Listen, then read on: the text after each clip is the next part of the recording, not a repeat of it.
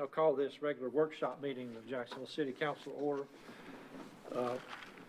Council, we have a proposed agenda for tonight's meeting, and I would entertain a motion to adopt.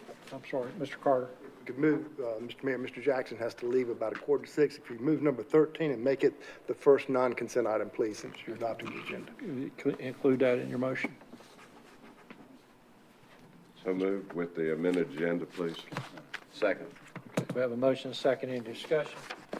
With none, all those in favor signify by saying aye. Aye. All opposed.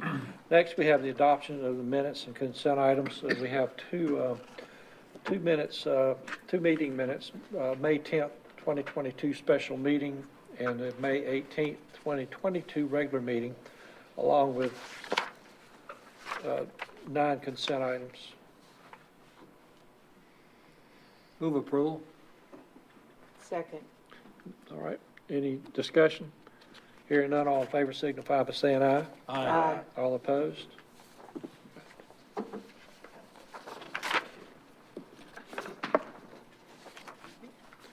So we'll go ahead and move, let's start with item number 13 from the non-consent. Mr. Massey. Mayor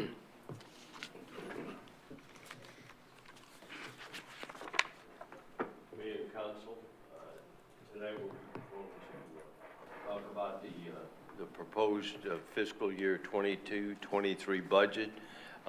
The item that, the agenda item that was in your council packet, you received an updated version of it. The finance reviewed some of the numbers, and there were some numbers that need to be updated. So you have in the packet what is the current, or in the handout, what is the current budget ordinance.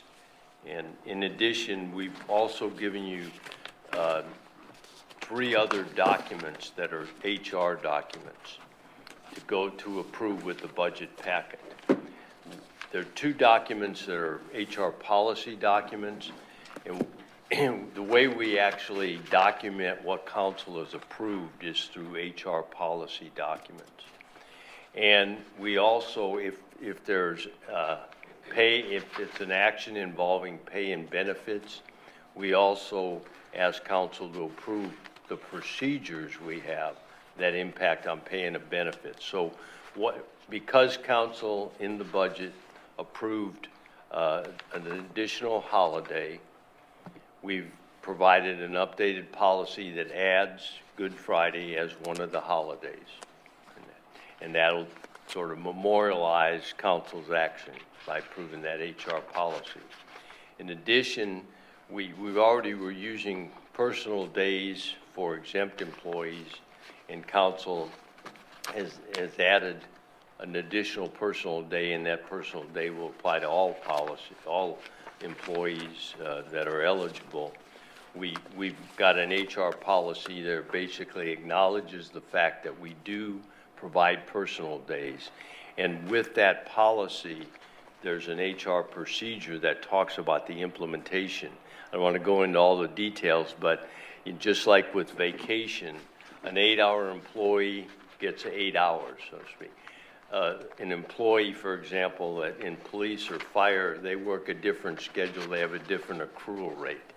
You don't need to know that, except we documented how the personal day is calculated for employees like police and fire in that procedure document. And so that's all part of the budget approval packet. So when a motion is put forward to approve the budget, it'll include those additional HR documents. Are there any questions on that? Okay, now let's just do a summary quick. Obviously, the budget is for starting 1 July through 30 June 2023. We're going to meet the state law requirement because hopefully we'll have it approved today. This budget sets the tax rate. It lowers the tax rate from 64.2 cents per 100 valuation to 60.0 per 100 valuation. There's no water and sewer rate increase in this budget. There are no increases to recycling and residential sanitation fees. We do in the commercial side, there's adjustment to dumpster rentals. Here is a summary comparing the current amended budget that we're operating under now to the budget that's being proposed for council approval. This has been updated since the draft budget was put out, and this slide here shows the changes between the draft budget and the budget that's here tonight for approval.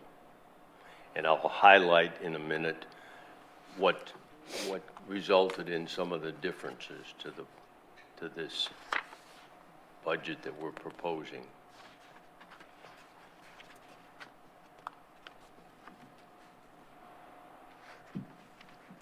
Okay.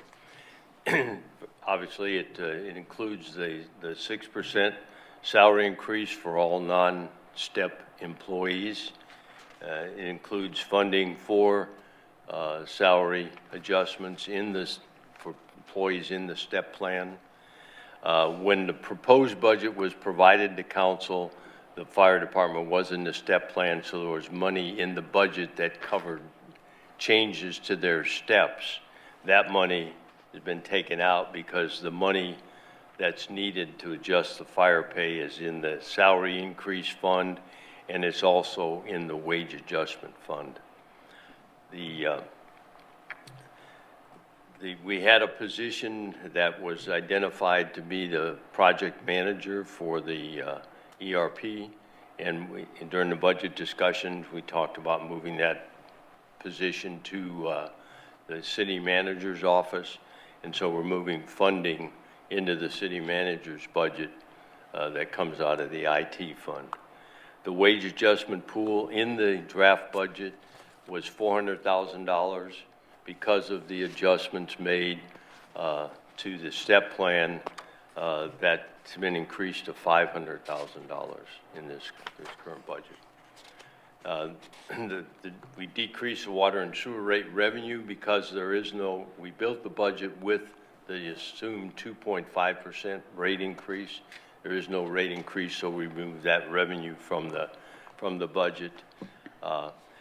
Because of the reval, 1 cent of tax revenue brings more money into the capital reserve fund, and so this reflects the additional revenue that we'll receive from the reval as a result of the reval.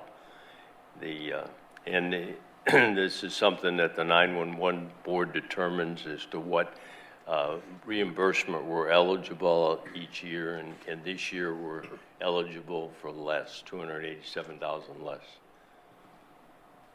So those are the major changes, the budget and the information, explanation of the information that you've been presented tonight on documents that need to be approved as part of the budget process. Are there any questions? I have a question, Mr. Massey. Can you go back to the slide with the 6% increase for salaries? I just have a quick question. When it comes to annual performance appraisals, when an employee is annually evaluated on their performance appraisal, are there any conditions in which an individual would not receive their COLA or their increase in their salary? Right now, no. When we get into some discussions in future council meetings, we'll talk about how our compensation plan was designed. There was a time prior to 2010 where there were some adjustments that were related to cost of living and some adjustments related to performance or evaluations. We stopped making adjustments due to evaluation at that time. So right now, it's all related to cost of living, and there's no reductions associated with that. So that 6% increase, we know that the county just did 10%, as of last night was their decision in their budget. How far is that going to put us behind the 8 ball as far as, We'll have to competition? actually look at the numbers, and that's again another topic that we will cover with council when we have more discussions on our compensation and pay plan, which we hope to start next month in a workshop setting so that council understands how the plan works and what our salary scale looks like, and hopefully we can compare that to like the county or on WASA to see where comparable positions, how they compare to the salaries in those other organizations' pay scale. This is the quarterly review that we talked about. Well, that's what we talked about, yes, sir. What we hope is after our initial orientation on how the plan works, that we will agree what specific kind of details council would like to see on a quarterly basis. You know, how the market's moving, so on, how many vacancies, whatever that is, we can have a discussion on what kind of updated information council wants to receive on a quarterly basis. Question. How long would it take to put that together? That presentation? Yes. Well, we're certainly, we're getting started on it right now, but again, my plan initially is to basically make sure you understand how we grade positions, you know, and then then look at the salary scale that attaches to each grade, you know, and then once you've seen how that works, then we'll actually say, okay, what does the market look like? 'Cause my concern is that, you know, we're losing people. Sir? I said we're losing employees. Yes. And my concern is the number that continue to lose, that we continue to lose waiting on that study. I know when you have those issues, you have issues with morale first. You know, people start trying to think, do I want to stay here? And don't feel like we're invested in them as they invest into their time into the city. I'm really concerned because people, I know they're leaving for private industry as well as government entities, you know, and I know we're not going to be able to keep up with the base, but we got to at least try to do what we can to keep up with the other entities around here. We're going to lose some of our most treasured employees. What I see right now is basically council has allocated some money for pay raises, you know, and the question becomes, is there additional money needed? And so we will, in fact, execute this initial pay raise in July, and hopefully people will stay with us, especially knowing that council is not done looking at pay. You know, we took a step with this budget, but we recognize that the situation is challenging, and we need to decide where do we want to be, you know, how much are we willing to pay our employees. But with this move by the county, I mean, we don't want a mass exodus, you know. I don't know if we need to talk further about this before we approve this, but it's definitely something we need to look at sooner than later. Yep. Well, the plan is to get started on the first meeting in July. Ron, is there a number as far as what we average on a yearly basis as to what we don't use in our salary allocations? We can look at how much money was not utilized, you know, in salary adjustments. But most of the salary adjustments were we looked at select categories and made some adjustments, but we've got to look at all the employees, all the grades. The reason I raise that is that maybe that might be a source at some point to maybe put that in a fund as far as making salary adjustments also. Yeah, well, that is money that ended up in fund balance. Any money that we did not Right. use in any particular fiscal year, ended up in fund balance. And so But that's, dedicated towards salaries? no, it is not. It just goes to the general fund balance. And, so we can talk about, what are ways, to basically say, hold that money and apply it, although, once you raise somebody's salary, then you've got a continuing, need for more salary in the following years. But we'll have those discussions. And are we able to make changes throughout the year if we need to for this, to, to accommodate that? Or if we're locked in this budget, we're stuck on this? Well, you can, virtually every meeting, we make budget adjustments. So we've got the ability, the tax rate's the only thing that's critical at this time, because you can only change it at this time. And so that action has been identified and the decision's been made. So now, as we look at what is in fund balance, we can choose to use some of that fund balance for salary adjustments or whatever purposes that council sees as valid needs. And that's what we hope to have. And then this also will help us get ready for next year's budget. As everybody's sort of current and that, then it allows better guidance, planning guidance for the construction of next year's budget. Are we showing over the years just a lag behind every other entities, or when is the last time there was a market evaluation? Well, we were looking at the salaries, the league does a survey every spring. And of course, those are the salaries that are in place then. And we know, compared to the league's salaries, that we were lagging the market, and that's part of what we'll talk about. You're never going to be exactly, where you might want to be. You have to decide, am I going to be at midpoint or at average pay compared to others? Or is it acceptable to be 10% below the average pay that others are paying? Those are the kind of discussions we need to have.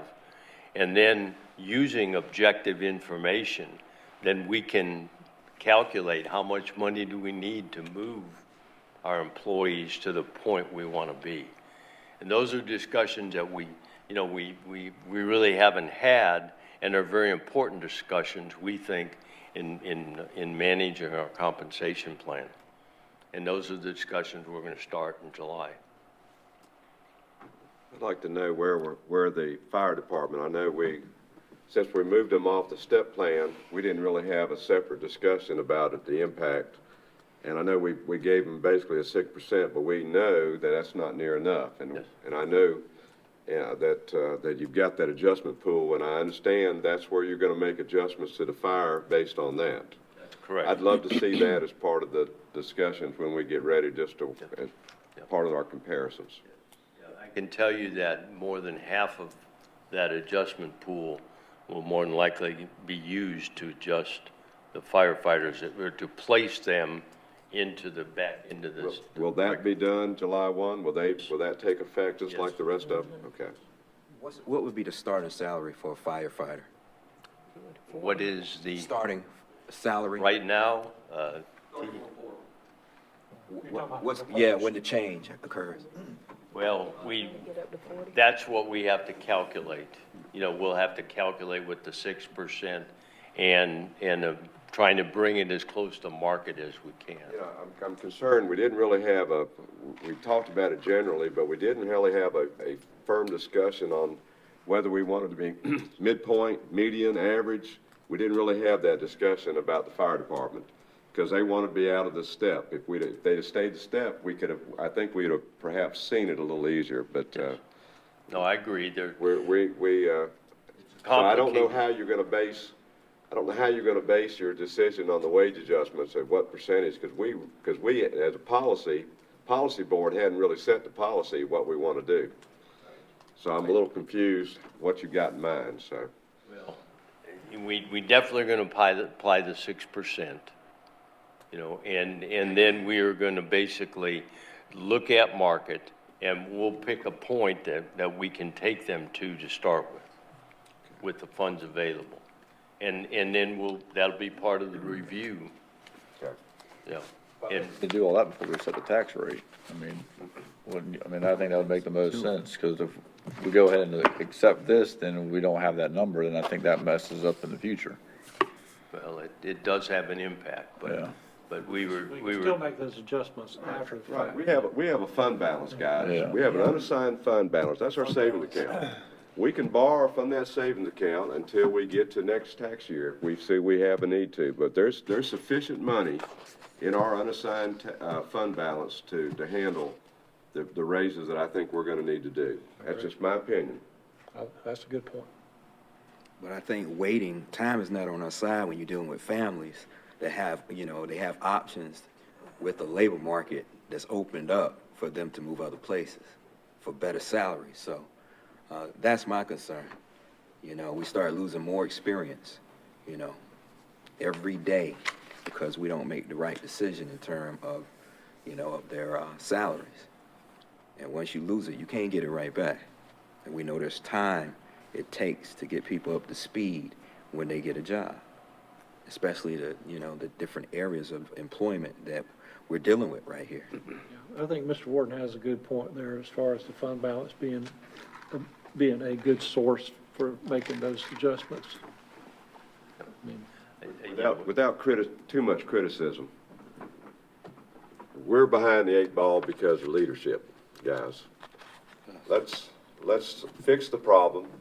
Let's keep moving forward with fixing the problem.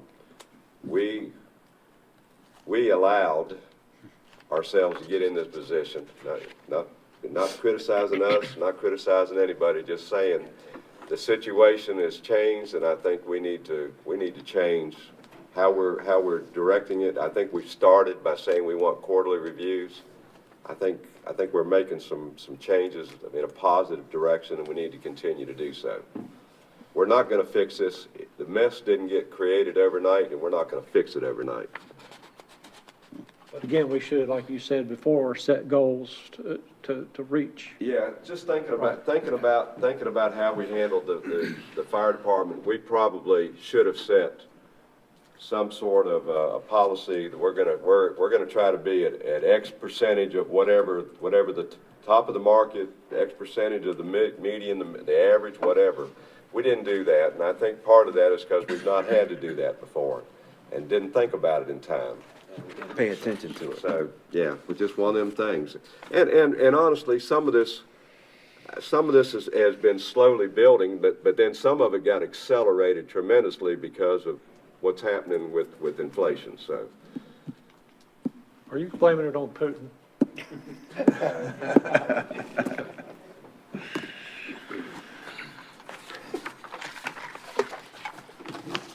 We're not fixing the problem tonight. We're just getting started on the problem. I just hope time will stay on our side. Okay, well, There aren't any other questions, Mayor, that it's appropriate for a motion? Well, I have one question. Yes, So, sir. going through this, what is the use of our fund balance for this budget as it stands now? Gail? Yeah. She's back there.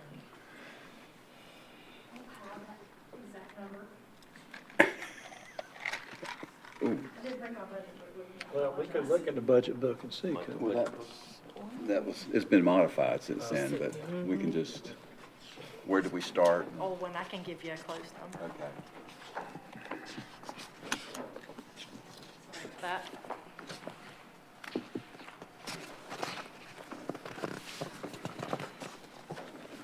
In general fund, we were using 4.7 and we reduced that by 1.1. Oh, okay. Tax increase allowed us to. I see. Okay. 5.8, is that what I'm hearing? No, other way, goes down. Oh, wait. 0.6. So 3.6. Oh, 4.7, we're going down? Right, because we raised it. Okay, gotcha. All right, that's good. 3.6. Another thing with the vacancies that we're experiencing, our higher lag, our salary lag is going to be greater when we probably close this fiscal year. So you're going to see some money come into fund balance, just like the pay adjustment money that we didn't spend. You're also going to see some salary money that we didn't spend and that's, Be good to know where we're at on that too. Yeah. Like you suggested. Thank you.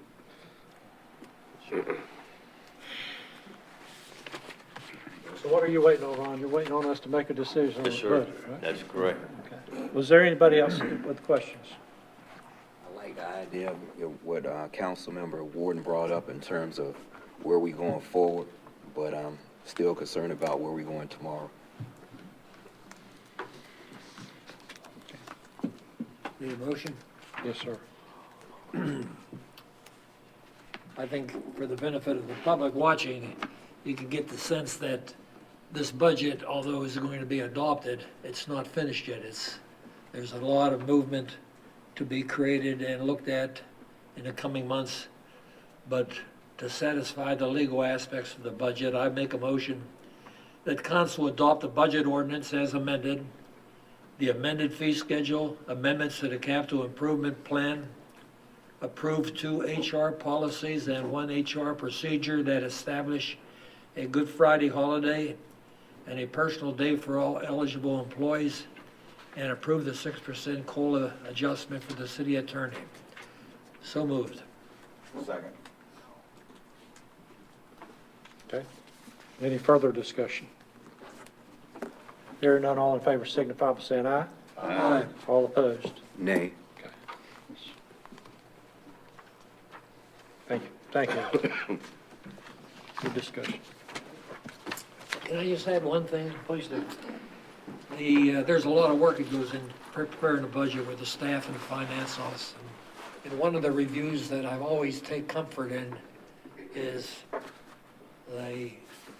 our exchequer of the budget, Randy Thomas. We can always count on Randy to make sure all the Ts are crossed and the Is are dotted, and we're gonna miss your review. And thank you very much for your past work on the budget. It has been difficult because spending money is one of my least favorite things.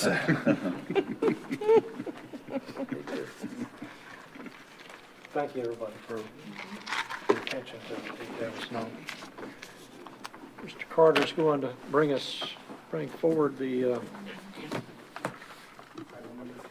number 10, extension of Town Center Memorandum of Agreement. Has legally, officially, now changed ownerships. That occurred with the recordation of the deed on May 23rd, 2022. The new owner is capital CIG 694 LLC, and their representatives here tonight. As council will recall, under the previous owner, there was a MOA, a Memorandum of Agreement, that was made as to the former owner vacating certain units, primarily along Eastwood Drive, by a certain date. The original agreement called for that date to be December 31, 2021. Pursuant to council's direction, that date was extended until June 30th, 2022. So we're again coming up close to the end of that extension.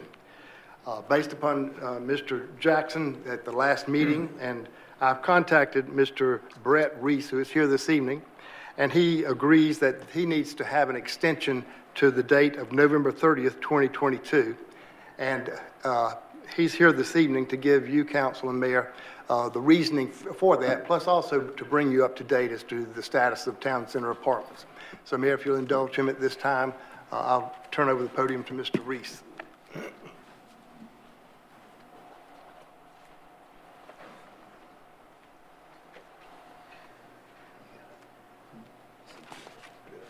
Good afternoon, or evening, I guess I should say. Brett Reese, CIG President of Construction.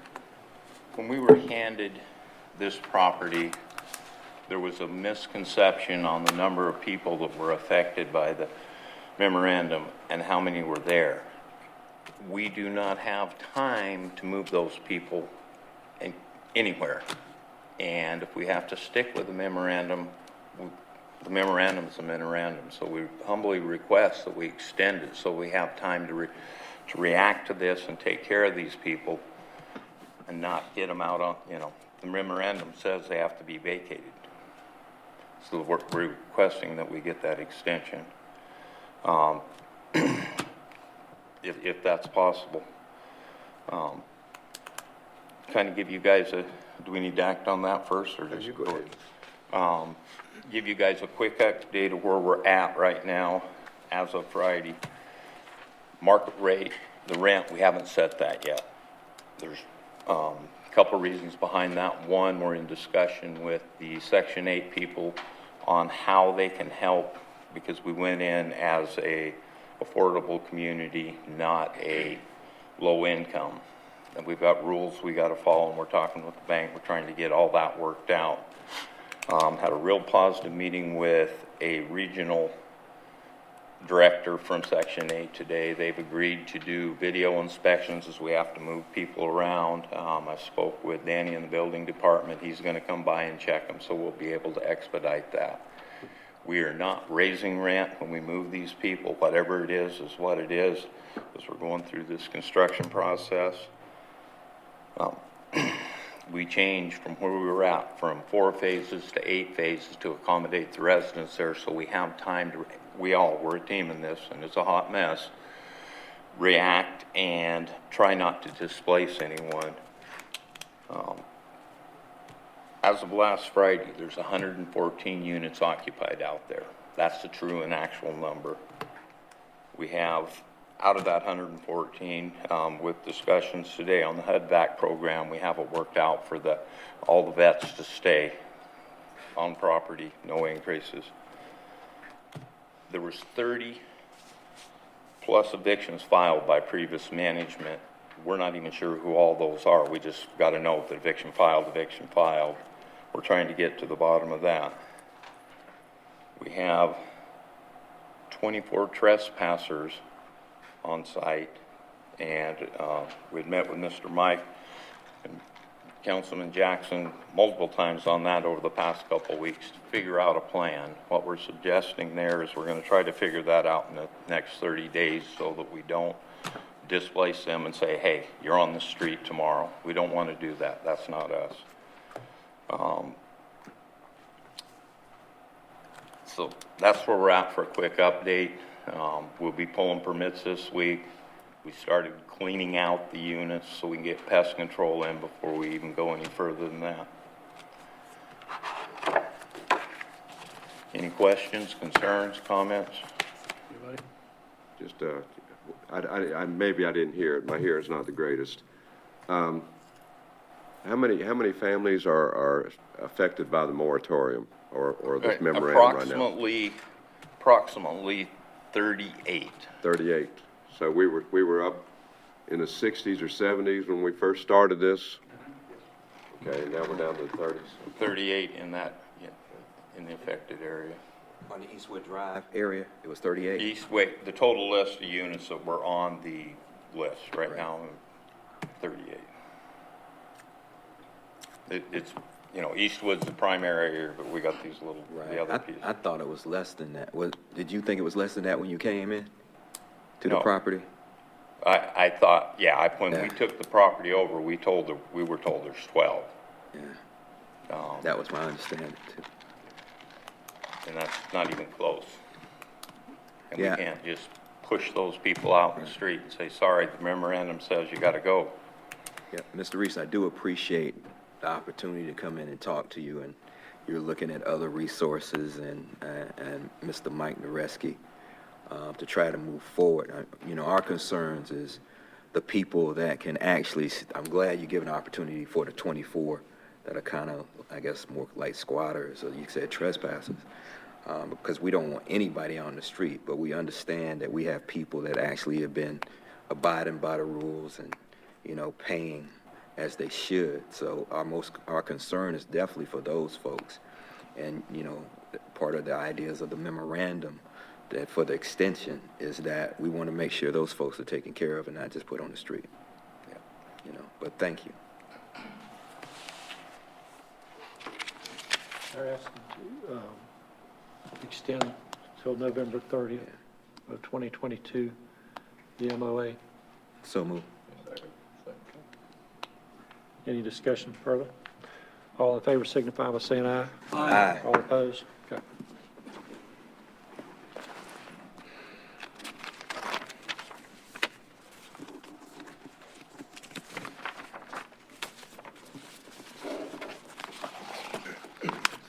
Next, we have item number 11. Tracy Jackson will be presenting this, the FY 22-23 Annual Action Plan.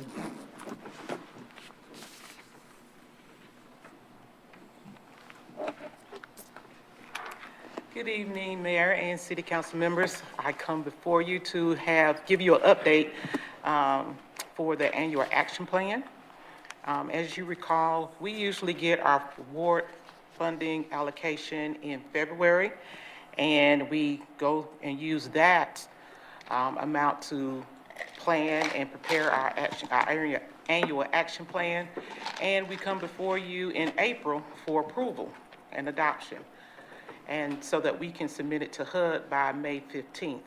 Well, this year, we had a delay in our funding award allocation, and we did not get that notification until May 13th. So right now, we're in the middle of our 30-day public comment period, but just wanted to come and give you a presentation on our annual action plan.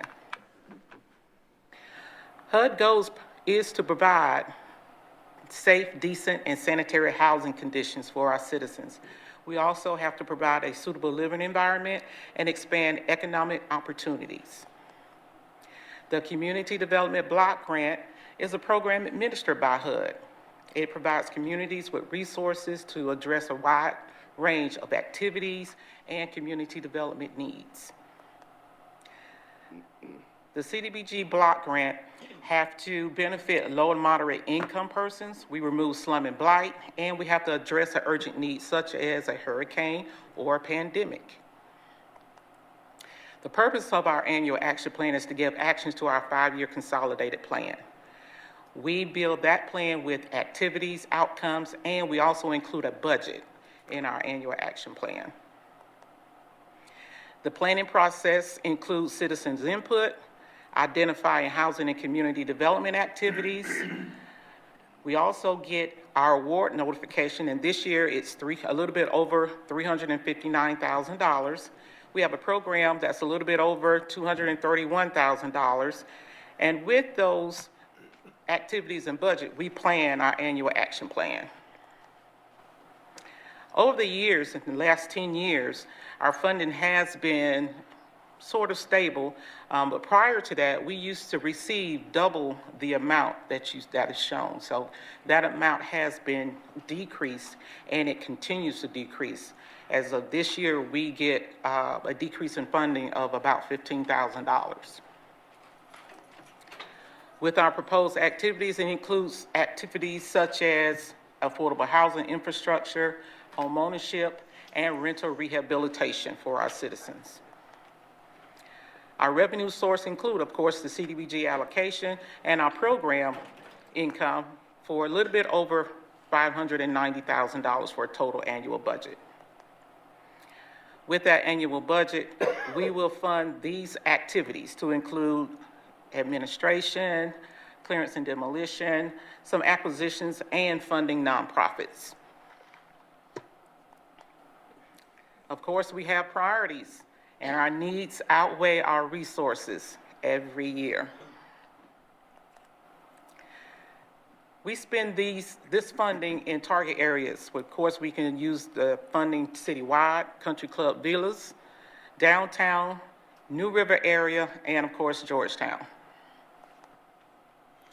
Now I have Pamela Trafton to come up and give you some information about the nonprofits funding.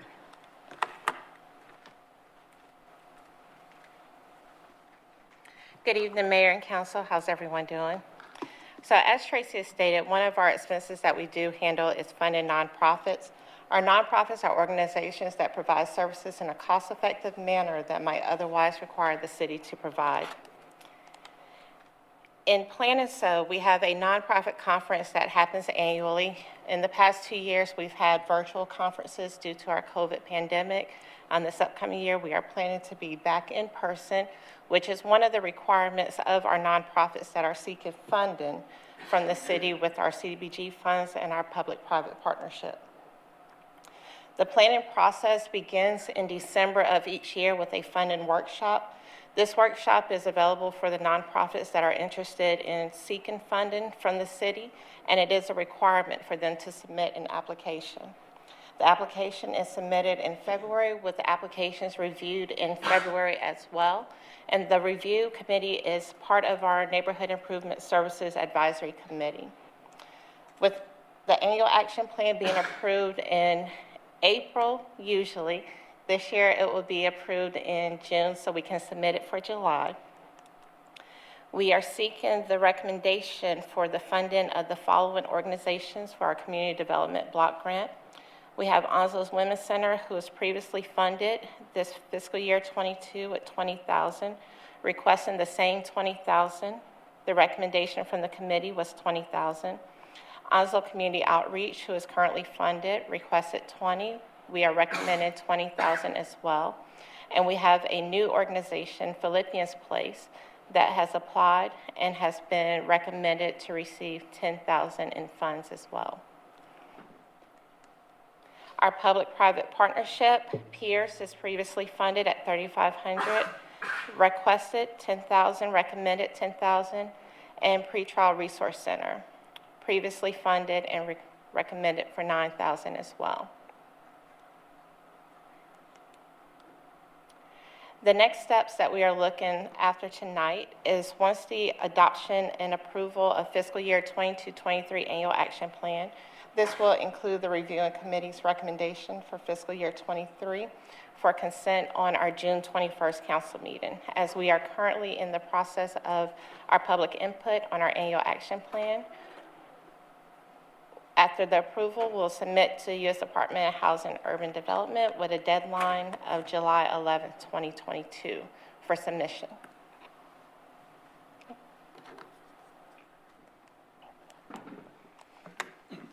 And that is our presentation. If you all have any questions, we'd like to entertain any questions that you may have.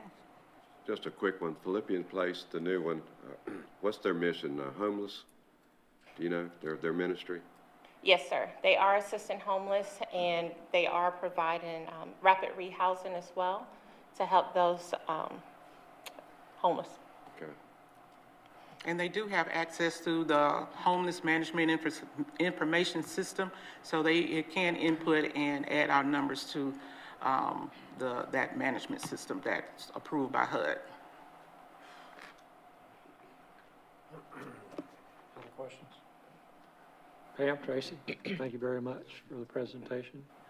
Council, you're being asked to accept, There's receive. no action tonight, Mayor. No action, okay. We'll have it on the agenda on the 21st as a consent item.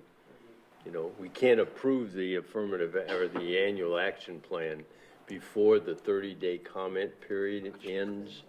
We're still in that 30-day comment period. That is correct. So May that's the reason. 13th. When does that close, Tracy? So it started May, a little bit, I think it started May 15th. So June 18th is when it's going to end. So that's why it's going to be on consent on the Does have to be 21st, submitted. by July 11th. July 11th. Yeah, because they were late in releasing the funding figure, it forced us to revise our plan and put it out for that 30-day comment period. And that's what would kind of push this all back, and with council scheduling that's why we have this kind of split action. Briefing for any questions now, and then bring it back on the 21st for approval. Thank you again. Thank All you. right, thank you.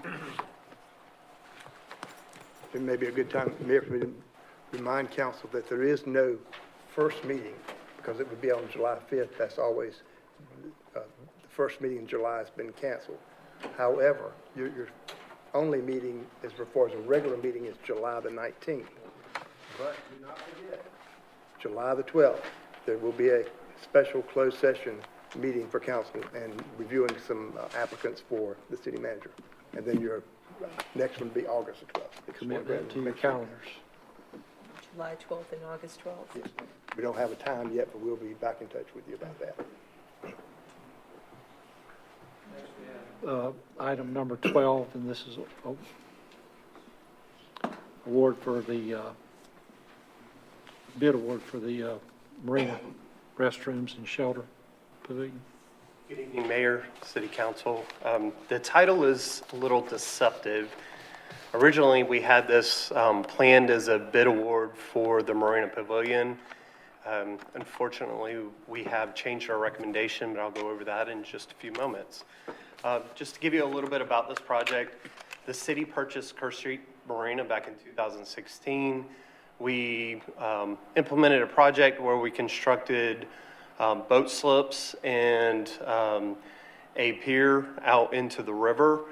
This is the second phase to that project. This phase includes an elevated pavilion that has restrooms. It includes 3 16-by-16 picnic shelters, and it also includes a combination of sidewalk and boardwalk connecting all of those elements. Before you is a site plan showing essentially everything from the boardwalk area out to the water has already been constructed. So what we're talking about now are, again, the pavilion with restrooms and then the 3 picnic shelters that you see. And then, of course, meandering the site is a combination of sidewalk and some raised boardwalk. This is a view of the pavilion as it's currently designed. You can see it's a very nice looking building that has an elevated lookout and picnic area. It does have 2 restrooms that you can, and those are the areas where you see the windows. This is from what you would see from the water. And then this is from each of the sides. And then the picnic shelters would just be open 16-by-16 timber picnic shelters to match the site. A little bit about this project. It has multiple funding sources. In the current capital improvement plan, we have a total of $623,000. It's funded $74,500 from FEMA, where we received FEMA funding following Hurricane Florence. A lot of F's there, I apologize. But following Hurricane Florence, we actually, the marina was completely flooded. Of course, the building was not of a lot of value before it was flooded, but was even less after it was flooded, and we subsequently tore it down. But FEMA did give us just under $75,000 for that. The challenge with that funding is it expires on September 14th of 2022.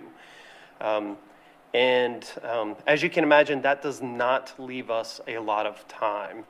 And that is for the funds to be expended. Now, it is for the pavilion element only, so we would have to have the pavilion and the, because it's elevated, the ramps leading to the pavilion constructed and paid out prior to September 14th of 2022. And I'll come back to the note at the bottom of the slide in just a moment. And then as we were moving forward with the design, Parks actually went out and sought Part F funding for the additional elements. Like I said, the FEMA funding just covered the pavilion itself, but with Part F, there are matching funds that are required. So they leveraged the plans for the Marina Pavilion and received $110,000 of additional Part F funding for that project. And then Capital Reserve was programmed for the rest, and that makes up roughly about $430,000, I believe. The challenge we ran into is we bid this project out and we received 0 bids,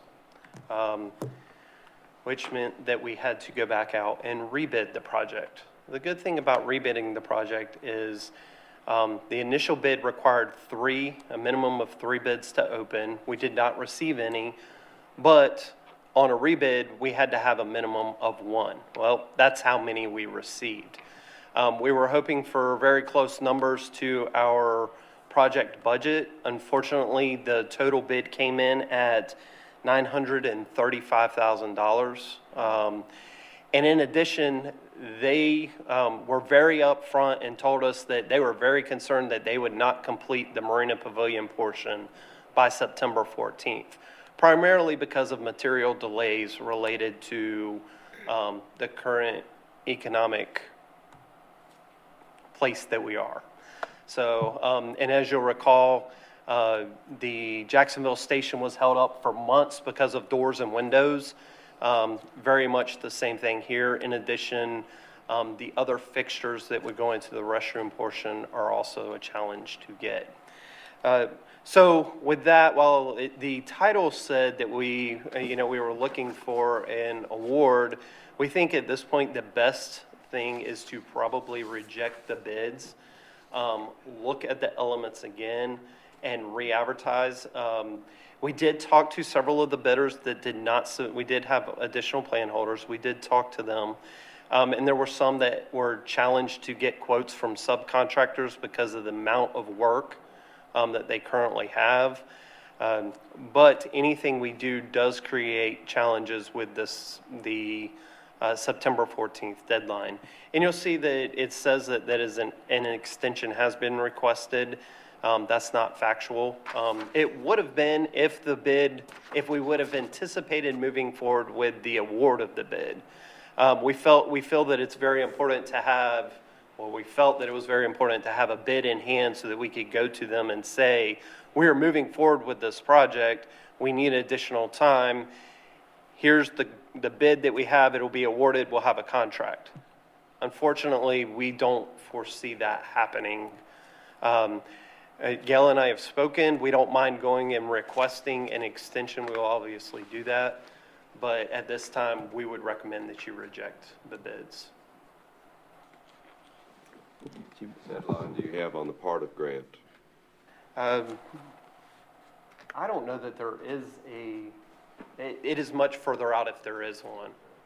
We don't have concerns with the Part F grant. We have received many Part F grants, and we've never had a problem with our Part F grants. Yeah, that's a real new grant. It is. I mean, so the clock's just started.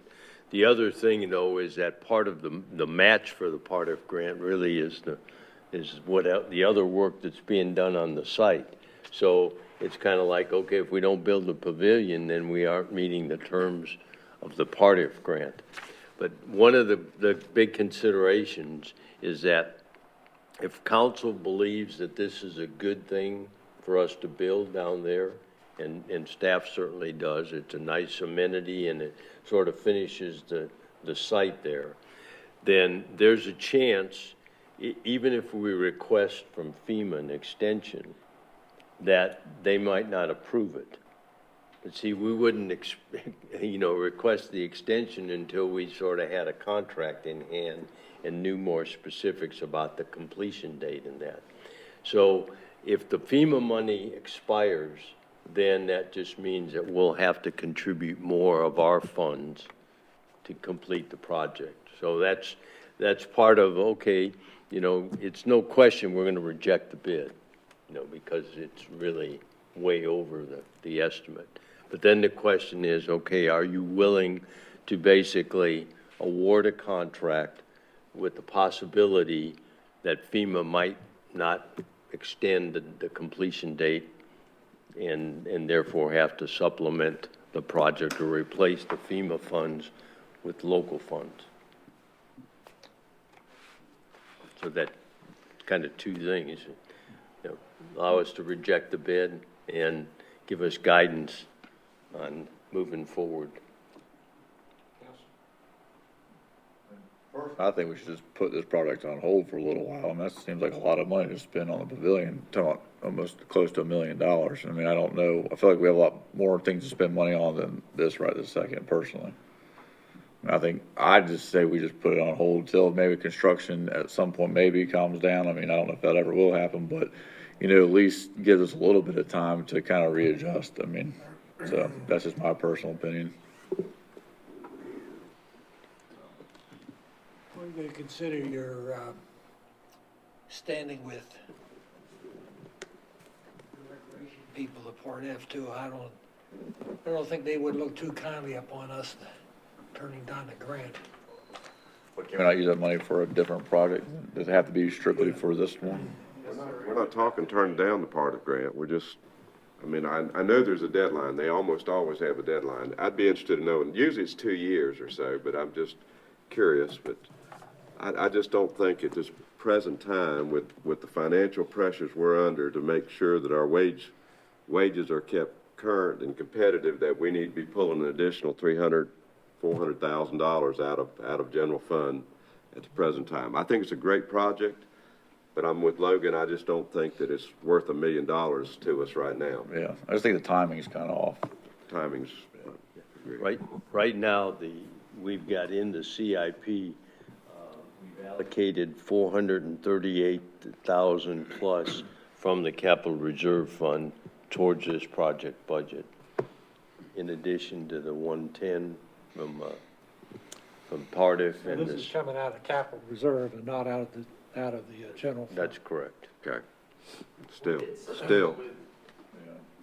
We did speak with others that did not bid. They did not feel our project estimate was all that far off. We just feel that this is a high bid for, and admittedly, we only have one bidder and a very tight deadline.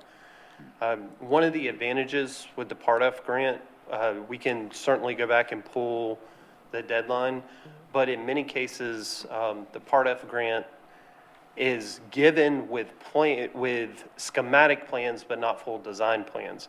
In this case, we have full design plans completely done. So we could back into the deadline and look at what a reasonable bid date would be, and not lose that Part F funding. Because we at least have the plans sitting on a shelf ready to go.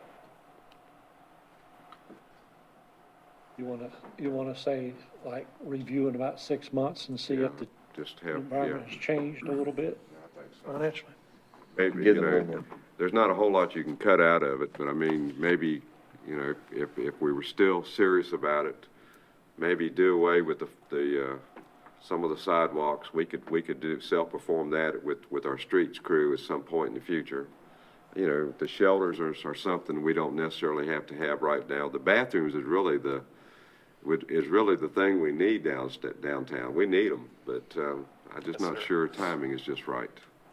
I move that we reject the bids and that we ask staff to monitor and give us an update in 6 months on what they see market-wise and what they know about the Part F grant. And I still think you ought to go ahead and shoot for a FEMA extension. You got nothing to lose.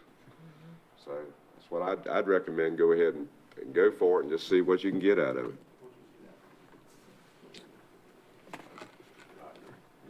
Call upon our congressional delegation to intercede too. John wants some clarification.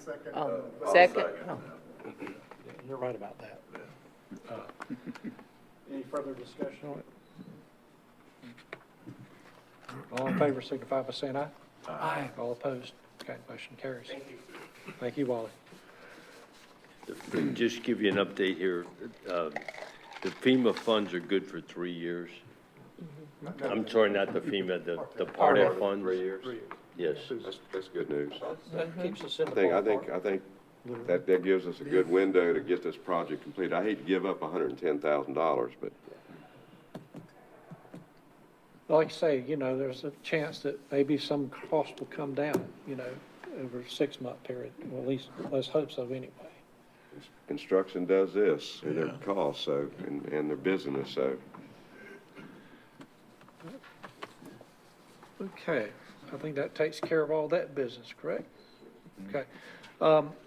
I would like to take a few minutes and recognize Councilmember Randy Thomas. What did I say, Ron? Randy Thomas. I speak in Spanish. That's different. Randy Thomas, for his service to this community, and the city of Jacksonville. Back when he was younger. Oh, yeah, look there. Number 8. Yeah, that's right. Councilman Thomas has served as a member of the city council for more than 14 years since taking office in December of 2007. In addition to his service on city council, he has also served as the council liaison to the following: the Bold, Better in Our Local Downtown, Recreation and Parks Advisory Committee, Water and Sewer Advisory Committee. He's also a member of the Transportation Advisory Committee and is currently serving as the chair of the Jacksonville Tourism Development Authority. Yeah, that's old Jim. During his time with the Water and Sewer Advisory Committee, Councilman Thomas was instrumental in implementation of the water treatment plant project, the wastewater treatment expansion project, and the strategic planning of the Western Regional Sewer System project. He has also been an integral part of the annual review of the city water and sewer rates. Councilman Thomas, being a fiscal conservative, has benefited the city and its citizens in many ways.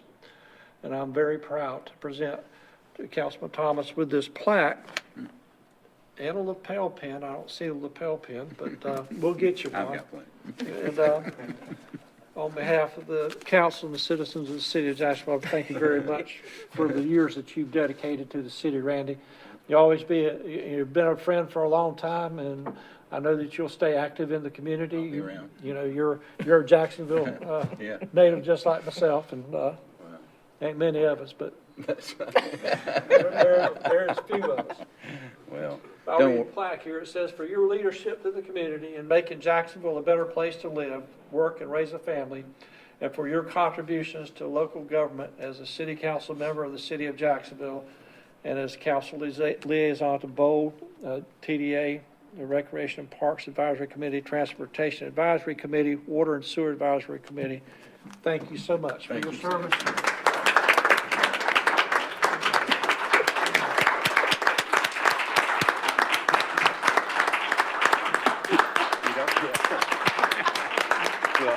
You don't have to worry. Tomorrow I'll get up there and keep doing what I always do, making Jacksonville a better place, 1 yard at a time. So. You'll be on new You Kevin. want to give me your phone number so Thank you, though. Thanks, Andy. Appreciate it. He'll be on new Kevin. Yeah, Phil Lane. Don't take Phil Lane's There you place. go. Mr. Mayor, if I could, just to follow on with that, the taxpayers of Jacksonville are losing a good friend, and losing you. You've been their advocate. You've always reminded us that's real money we're spending. We're not spending our money, we're spending our taxpayers, and you've done a good job of reminding us of that, and we appreciate it. Well, don't forget. That's right. And I appreciate your friendship, too. And the other thing is you've kept your eye on the individuals that are out there that are less fortunate, but also those that are on fixed incomes, as far as keeping the tax rate down. And I think together we've all done pretty good at that over the last many, many years. But again, your service has been invaluable to this council. Thank you. Well, I just like to thank you too, because you're the one that got me involved in all this, with the water board and then the planning in here. So thank you for, reaching out to me. We were cooking peanuts together about, starting this together. So I appreciate that. Without you, I don't feel like I would be here either. So thank you. These last 11 years, you've been sitting to my left, and, I know that you graduated high school with my brother, and so, it kind of feels like a little sting again, but I just want to say thank you, and I've enjoyed serving with you. All right, thanks. Nice. Okay. Thank you. Good. All right, motion to adjourn? Yeah, we're ready to One give a city little moment. one still city showing. moment, but before I mention that, I just want to let council know that on June 16th, the day before Juneteenth, the Onslow Civic Affairs Committee is going to come, and they're going to do their Juneteenth observance that in previous years they've done in the county buildings. They're going to be here in City Hall and do a Juneteenth observance here at 9:45 in the council chambers. And what we plan to do is we plan to record it so that, it can be replayed for employees that would like to, observe or attend the observance but can't physically come that day. And now would you go into our one city moment? We're showing two things here. One, of course, you saw the picture with Randy. He was there at this event. But on May 28th and 29th, Rolling Thunder had a ride affiliated with Memorial Day. And the mayor, of course, went and made remarks to the group on Saturday, and then on Sunday, they started their ride and then went down Newbridge Street and went from the American Legion to down to Newbridge Street, and we, of course, hung the flag, the American flag, from two ladder trucks, one from our city's ladder truck in Swansboro, made their truck available.